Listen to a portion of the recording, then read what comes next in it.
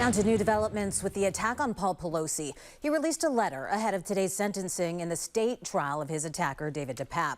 This is Pelosi from a previous day in court. In a lengthy letter to the judge, he wrote, quote, "Awakened by a large violent man wielding a weapon and threatening to tie up my wife and take her out, I did all I could to calm him and save my own life."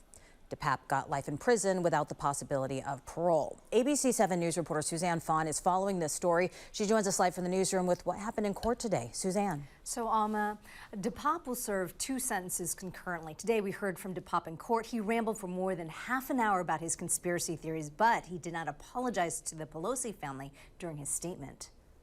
This was like really a tragic end to a tragic story. On this Tuesday, the judge sentenced David DePape to life in prison without the possibility of parole in connection with the brutal attack on Paul Pelosi October 28th, 2 years ago. Instead of showing remorse during his sentencing in state court, DePape rambled for more than 30 minutes about 9/11 being an inside job, saying that the 2020 election was stolen, among other things. Public defender Adam Lipson responded saying this. This is a man who lived a very solitary life and got involved in a lot of online conspiracy theory and engagement farming. Legal analyst Stephen Clark shared this observation. Mr. DePape's statement at his sentencing hearing is going to be Exhibit A on appeal as to the mental health issues he faces. Clearly, he is someone that was delusional. He is someone that has become unsound mentally. David DePape was convicted by a jury of aggravated kidnapping, residential burglary, false imprisonment, threatening a family member of a public official, and attempting to sway a witness by force or threat. During the trial, prosecutors argued that DePape targeted Nancy Pelosi because of her role as House Speaker at the time. Prosecutors say he attacked Pelosi's husband, Paul, with a hammer and plotted to interrogate the former House Speaker, Nancy Pelosi. She was not home during the break-in.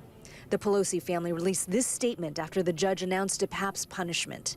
Today's sentence of life without parole gives our pop some measure of legal justice, and we hope a message to others that political violence against elected officials or their family members will not be tolerated, minimized, or condoned. District Attorney Brooke Jenkins issued this statement today saying, quote, "I hope that today's sentencing, which comes almost 2 years to the day of the incident, provides some closure to Mr. Pelosi and his family and the American people who were horrified by Mr. DePape's grotesque violence."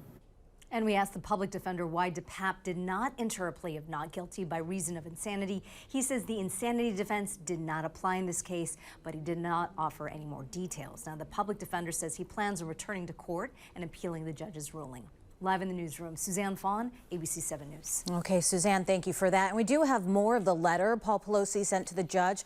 Quote, "The last peaceful sleep I had ended abruptly at 2:00 a.m. on October 28, 2022, when the defendant violently broke into my home, burst into my bedroom, and stood over my bed with a hammer and zip ties, demanding to see my wife, yelling, 'Where's Nancy?'"